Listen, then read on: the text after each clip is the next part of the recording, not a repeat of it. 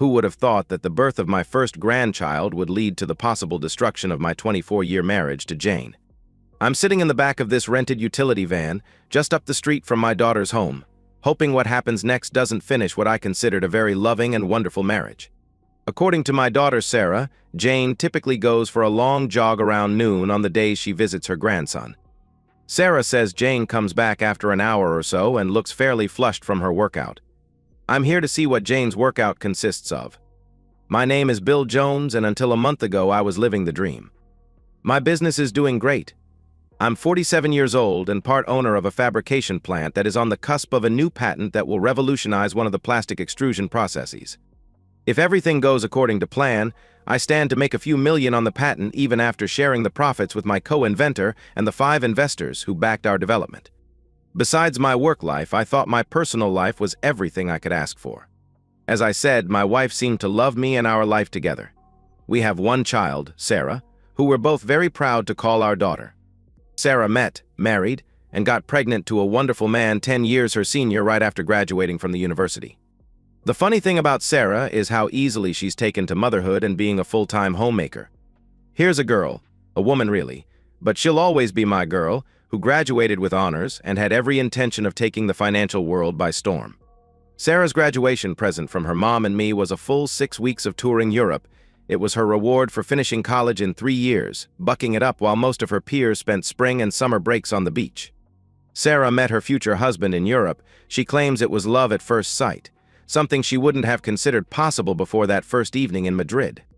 She also claims it was fate. Jim Taylor was from Jane's hometown of Olympia. When Sarah returned from her European tour, she moved into her grandparents' house, Jane's folks, and within 6 months she was engaged to Jim. Within 18 months she was married and pregnant with our first grandchild. Jane couldn't have been more excited. She immediately cut her hours at work so she could spend time with Sarah and the baby. Okay, so now you know my work life is great. I'm a very happy papa or grandpa or father-in-law.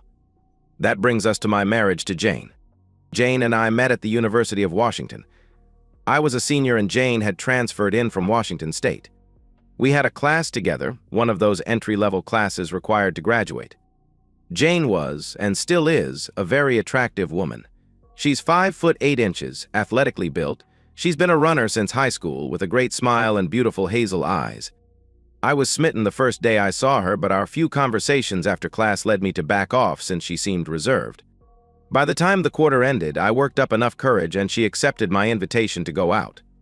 One date led to another and things were looking good for a long-term romance. I found out the reason for her reservation after our 3rd or 4th date. She was getting over a very bad breakup. Jane caught the boy she dated for 2 years in high school and 2 years at WSU in bed with another girl. Jane humiliated herself by accepting his indiscretion for almost 3 months before finally giving him an ultimatum. He had to choose. This guy was pretty full of himself by this time and blatantly chose both, suggesting a 3-way. Jane had enough, left school soon after, and transferred to the university. I guess that made me a rebound romance. The subject seemed to hurt Jane and it was never brought up again. I'm fairly certain Jane and I had a pretty good marriage and that she was a faithful, loving wife for the next 23 years. Although there were minor disagreements from time to time, we never went to bed without working those problems out and at least kissing each other goodnight. I never strayed, sure I looked sometimes, but was never tempted to ruin a good thing by crossing that line. Jane caught me once in a while eyeing a woman at the beach or on the dance floor. She'd lightly slug my shoulder and say, "Remember, you can look, but not for too long and never touch." She always did this with a smile and a gleam in those eyes. So, what happened? When Sarah had her son, William, Jane decided she needed to spend time with Sarah and Bill Jr., as we call him. One day a week, Jane would get in her car and drive 60 miles from our home in North Seattle to Olympia. Not far by measured miles, but anyone who's driven that stretch knows it takes hours to go from point A to point B. After a couple of months of driving back and forth on the same day, and with winter coming on, Sarah bought a daybed and put it in their study so Jane could spend the night. Jane could drive south in the morning of the first day and come home prior to rush hour on the second. I used the evenings Jane was away to work on the patent. This new routine worked out so well that Jane continued to stay overnight in Olympia even after the weather improved the next spring. Saturday, June 27th, was Bill Jr.'s first birthday. Sarah and Jim planned a barbecue in their large backyard to celebrate the event. Two minor incidents occurred during the picnic. Both played a role in putting the pieces of this mystery together. I was sitting in a nice lounge chair having a cold beer when Jim and Sarah joined me. They caught me staring at Jane. Jim was the first to speak. "You're a lucky man, Dad." I must admit that I took my father's advice and looked at Sarah's mother to see how my future wife would look when she's 40 before proposing. Sarah gave him a slug on the shoulder, just like her mom always did to me. "You pig? I can't believe you'd say such a thing. What if my mother wasn't such a babe? Would you have dumped me?" I tried to save Jim. "It's true, Sarah. I did the same thing. One look at your grandmother convinced me that your mom was a keeper." With that, Sarah gave me a punch on my shoulder. "Okay, Dad, but what are we girls supposed to do? Look at your fathers." "In that case, I better like looking at a shiny bald head." The three of us looked over at Jim's dad manning the barbecue and laughed. Jim's dad is a great guy and good-looking, but he's fighting the male baldness thing by letting his hair grow and trying to comb it over.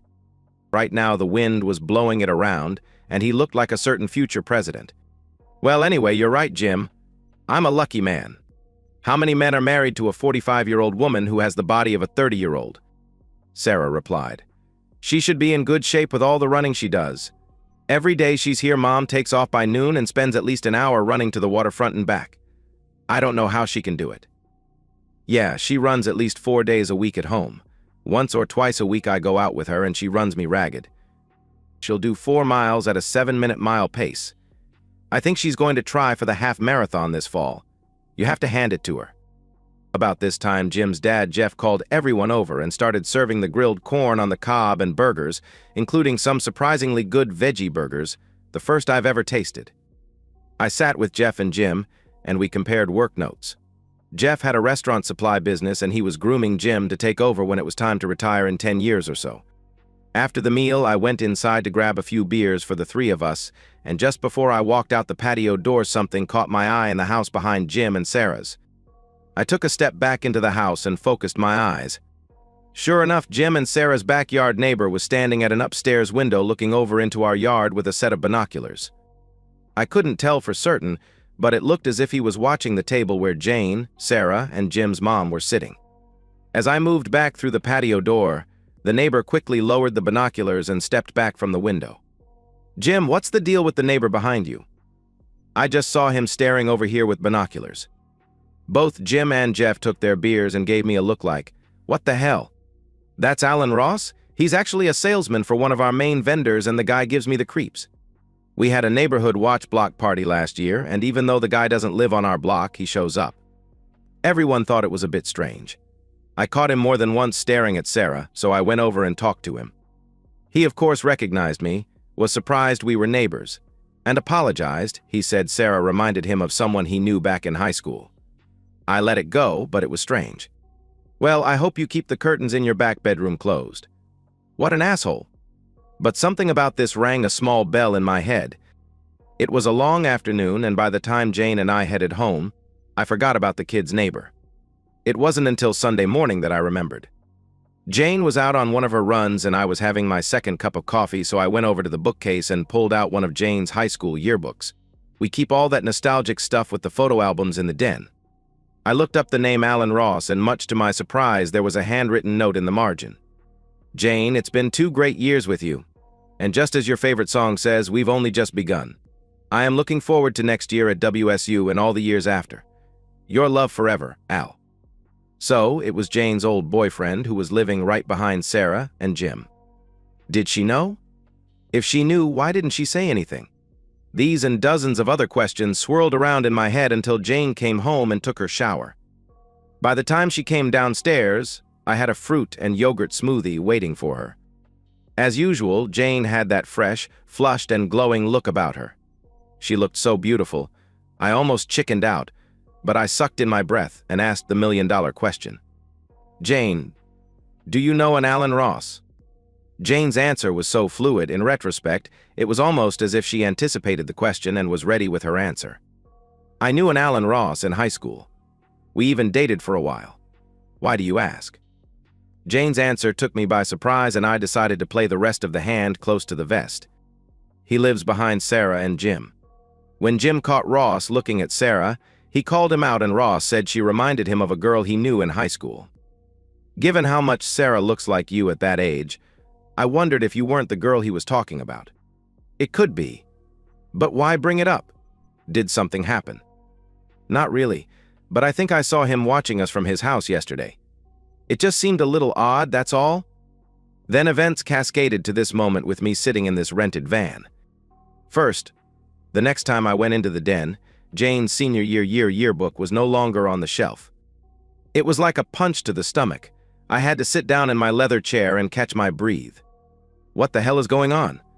That's when Sarah's comment at yesterday's lunch came screaming back into my brain. Every day Mom takes off for an hour to run, the implications were too awful to contemplate. My Jane with another man? Should I confront Jane? Should I talk to Sarah? Or maybe hire a private detective? I remember reading something where someone asked the question, you have to ask yourself, will you be better off without her? I didn't think I could tolerate Jane's adultery, but would I divorce her? That's a question I couldn't answer that night, especially with what little information I had. I went upstairs, took a sleeping pill, and went to bed. I don't even remember if I kissed Jane goodnight, but I must have because she didn't bring it up Monday at breakfast. For the next 2 days, things were way too hectic at work to consider my personal issues. Our investors were in town Monday and Tuesday to chart our progress on the patent. It would be impossible to answer their questions and at the same time try to come up with a plan of action related to my marriage. I'd have plenty of time once the investors left Tuesday afternoon. I sucked it up and got to work. Late Tuesday afternoon, I dropped the investors off at SeaTac. As I headed back to the house I called Jane's cell, she was spending Tuesday and Wednesday at Sarah's. When Jane didn't answer her cell, I called Sarah. Sarah, hi. I tried to call your mom, but she didn't pick up. Is she there? No, Dad. Mom went over to Cindy Sullivan's tonight. I think she's an old classmate of Mom's. Funny, she never talked about her before. Is this a regular thing with Cindy? Not regular, maybe every few weeks she goes and meets someone she knew when she lived here. She's usually home by 10 unless she's had too much wine and spends the night. Mom says it's always nice to get together with the women she grew up with. She says she still feels closer to the small-town girls than she does to the women up in Seattle. After living here in Olympia for the past 3 years, I can see her point. Yeah, it's too bad your mom never really clicked with the Nordstrom crowd. She always has been more comfortable in jeans and boots. Maybe when I retire, we can make that happen. Make it soon, Dad. Jim and I are planning to have more babies, and it would be nice if all 4 of their grandparents lived close by. Sarah, you never cease to amaze me. I never dreamed my ambitious little go-getter would be talking about having a passel of kids. Just found my dream guy and found out I like being a mom. You and Mom can take most of the blame. Okay, Sarah. I'm pulling into the drive now. It's a nice night and I think I'm going to jump on the Harley and take a long ride this evening. Tell your mother I won't be answering my phone because I'm on the bike. Good night, Dad. Ride safe. It was a nice night for a ride and I had a destination in mind for this evening's ride. By the time I pulled into Alan Ross's neighborhood, it was dark. Just enough light as I rode slowly past his house to see a red Mustang Boss 429 in the drive in front of the 2-car garage and no sign of Jane's Volvo. I was just about ready to give the bike some throttle when something made me pause. The license plate was one of those vanity plates the state sold for a premium. It had a WSU Cougar emblem on the plate and the license number was Ross Boss. Why would a guy park his expensive sports car in the drive instead of in the garage? I rode a block and a half down the street to a school. It had one of those circular drives in front of the school buses. I parked the bike and pretended to do some repairs on the Harley. I had the seat off, just in case. I kept an eye on Ross's house while I pretended to fiddle away. Lucky thing, too. Olympia is still a small enough town that a guy on a motorcycle can attract attention. Within a half hour, a police officer stopped nearby. Need anything? Need anything? Not really, but thanks for asking, officer. I thought maybe I had a short in the electrical system, but it turns out the last mechanic didn't tighten the negative cable on the battery. I'm just finishing up and I'll be gone in 10 minutes. I made certain to look the officer in the eye while we chatted. What ya going to do if that doesn't fix it? He asked. My daughter and her husband live on 3rd. I'll just walk it down there. But I think I have it. Thanks again. The cop took off, but I saw him cruise by a few streets down when I was putting on my helmet.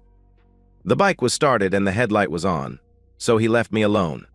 It was very dark now and Ross's Mustang hadn't moved. The next bit was going to be tricky and maybe more than embarrassing if I was wrong and got caught. I started toward Ross's house with enough speed to cut the engine and coast to the front of his house. I stopped the bike, ran up the driveway, and had to get on my toes to look inside the garage through the windows near the top of the garage door. On the right side was a Mercedes S-Class convertible, and on the left side was my wife's Volvo. I don't know how I did it. Maybe the past 3 days led me to believe that I'd find exactly what I did find, and it wasn't as much of a surprise. But I had the presence of mind to jog back to the Harley, fire it up, and take off like a bat out of hell. I rode for 20 minutes, pulled into a tavern near the military base, and took out my cell. This time Jane picked up. "Hi Bill, Sarah said you were out riding tonight. Are you home?" "Almost." "How about you? What are you up to?" I asked. "I'm over at Cindy Sullivan's, an old friend from grade and high school. I think I'll end up spending the night here. I've had a couple of glasses of wine and I think I'm over the limit.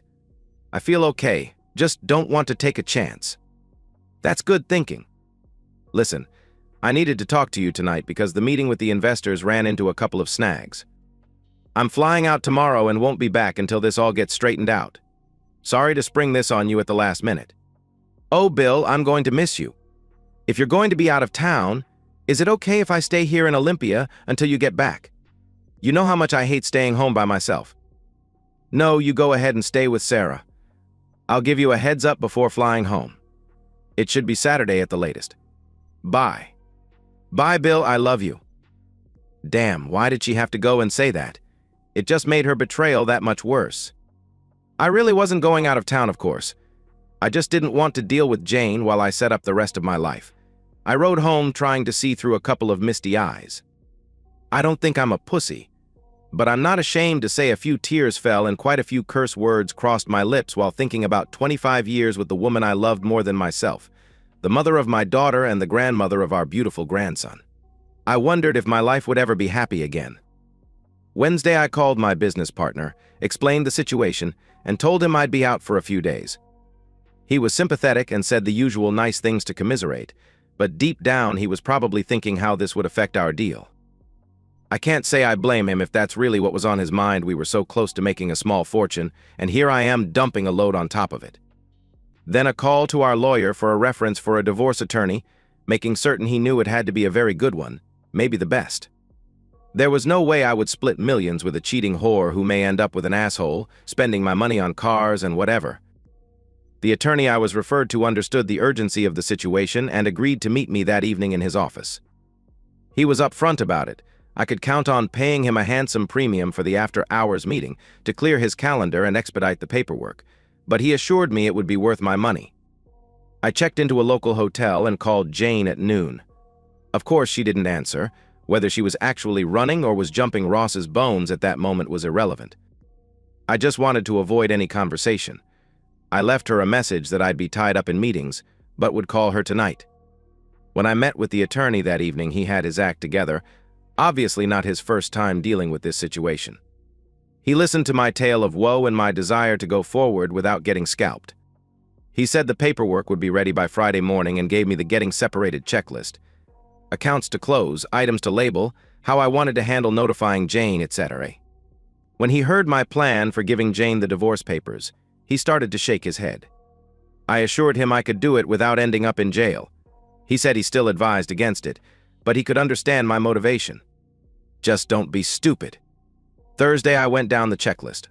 One credit card was left open, the one Jane carried, but the credit line was reduced from $30,000 to $10,000. We paid off the balance every month, so there was little danger this would alert Jane before the day of reckoning. Friday morning at 8 a.m. I was sitting in the attorney's lobby. He almost smiled when he walked in the door. He went right to his desk and handed me the envelope sitting there with my name on it. I signed where I needed to, and he reminded me as I walked out the door, remember. I said, don't be stupid. I drove to the rental car office at SeaTac on my way south to Olympia and drove away with a white utility van. Here I sit down the block from Alan Ross's house, waiting to see if this is the day my marriage blows up forever.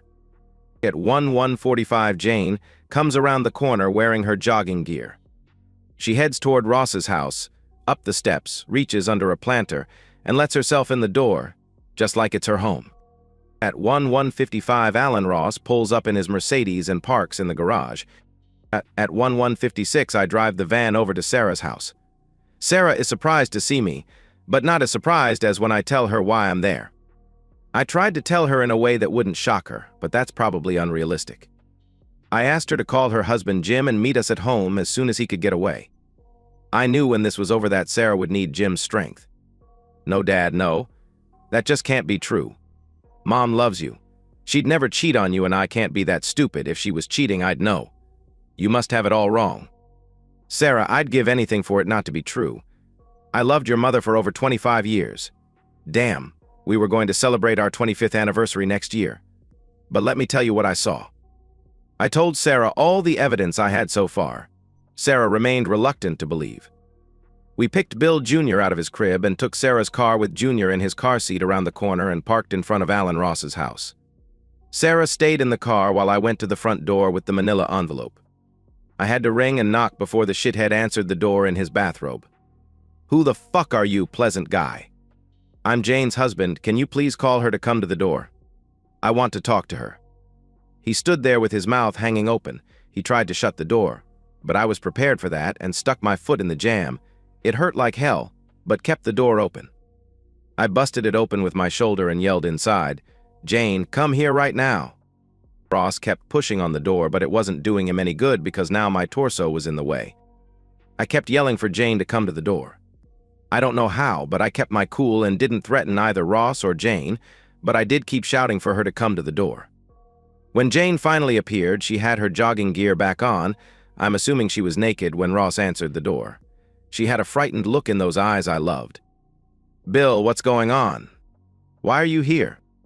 "That's not the real question, Jane. The real question is, why are you here?" I took this opportunity to grab the lapel of Ross's robe and pull it open. He was naked underneath the robe, of course. Jane looked past me at this moment. The three of us were still standing at the door. I turned around and saw what Jane was staring at. Sarah was out of her car and watching the entire episode. "You had to bring our daughter." The bitch was mad at me.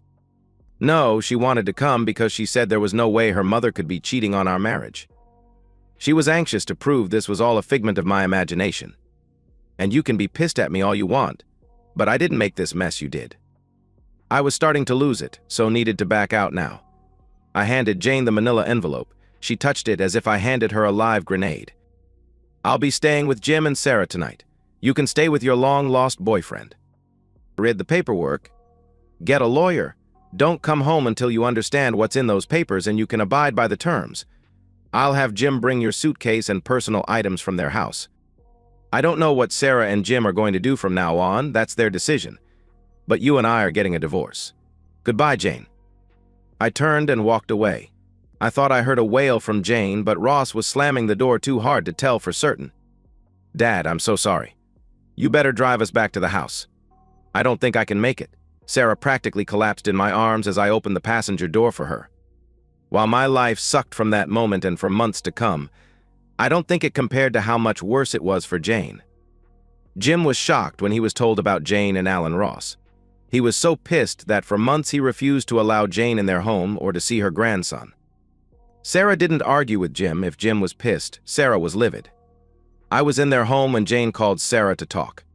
Sarah basically called her own mother everything short of unfaithful woman and told Jane that she may never forgive her for breaking her father's heart. Ross lost the Taylor account, and thanks to a call from Jeff Taylor to Ross's boss, eventually lost his job. Ross blamed Jane for his run of bad luck and ended up throwing her out of his house. Jane ended up moving in with her folks. Sarah later told me Jane's mother and father weren't happy with the situation, but realized Jane didn't have too many alternatives until the divorce and the financial settlement was finalized. The divorce was final within 6 months. My battery of lawyers worked it out that Jane doesn't get a thing from the sale of the patent. They were able to shield almost all the money because the patent was sold to a foreign company and my portion was placed in an offshore trust. Don't ask me how. All I know is it cost me 6 figures. This made it all work, but it kept the money out of Jane's hands. She did get plenty, half the sale of our house, half of our savings, but well short of millions. Soon after the divorce, I did get a letter from Jane, But it didn't explain why she cheated. Maybe her excuses made sense to her, but not to me. It contained the usual excuses: empty nest, feeling lonely, needing closure with Ross. What the letter didn't explain was why she would jeopardize what I thought was a great marriage just for such bullshit reasons. Jane reacted poorly to her new reality: the loss of her marriage, the separation from Sarah and Bill Jr., and finally the second separation from Ross. Her behavior became erratic. She started drinking and continued to go downhill. Jane ended up going into rehab at her parents' incident. I suppose most jilted husbands would feel some pleasure from seeing their unfaithful ex-wife get what she deserves, and there are times when a small smile crossed my lips thinking of her suffering. But let's face it, I loved this woman for so many years trying to shield her from pain. How could I just stop caring? Thank goodness for the support I received from my kids. I may have been uneasy about destroying my ex-wife, but I had no qualms about messing with Ross. I got a chuckle out of a couple of things Jim did even after his dad got Ross fired. One evening, Jim looked over the back fence and saw Ross entertaining a young woman. Jim went to the fence, called the woman over, and proceeded to ask how she felt hanging out with a guy who fucked a married woman, then dumped her when the woman needed him. Jim laughed when the woman walked out the side gate. He watched as Ross walked out of his back door carrying 2 wine glasses and looking around the yard for his date. Jim did the same thing a few weeks later when Ross was entertaining a group of friends in his backyard. Jim stood at the fence and asked the group what they thought of their scumbag friend. But the last straw for Ross came a month later when I was helping the kids with their move to a new home. Sarah had to get away from Ross, and they needed a bigger place since Sarah was pregnant again. Ross was out back cutting his lawn.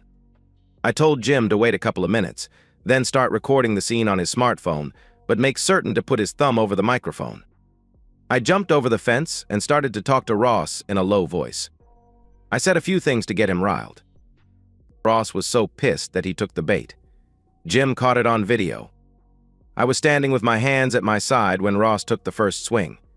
I was ready for it and ducked enough to only get clipped.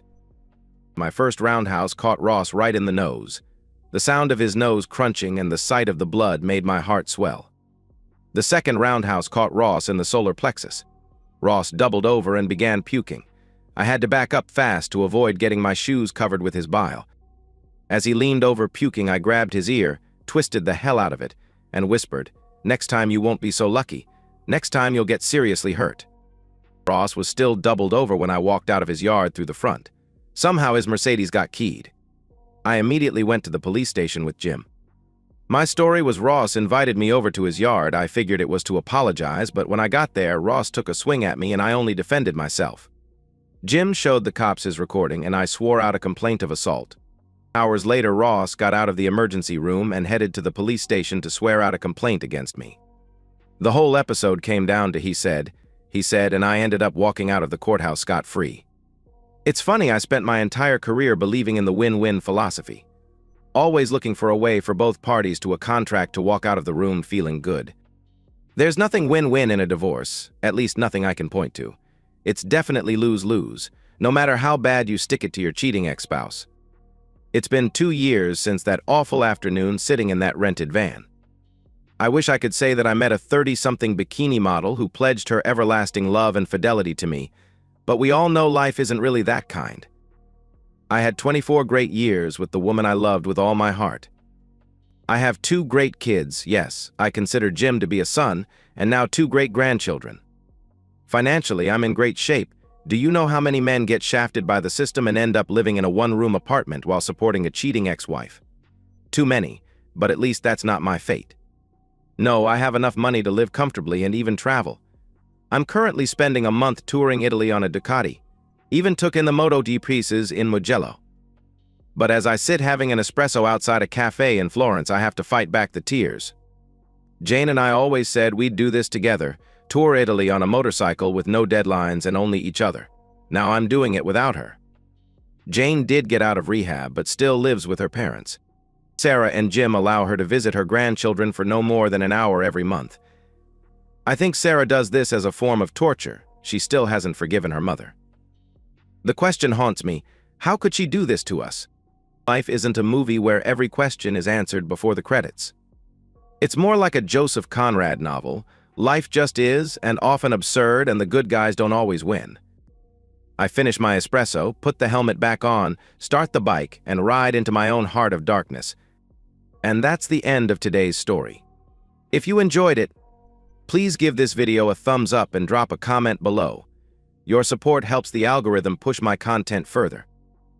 If you're new to the channel, don't forget to hit that subscribe button. It really helps me keep creating more stories for you. Thanks for watching, and I'll see you in the next one.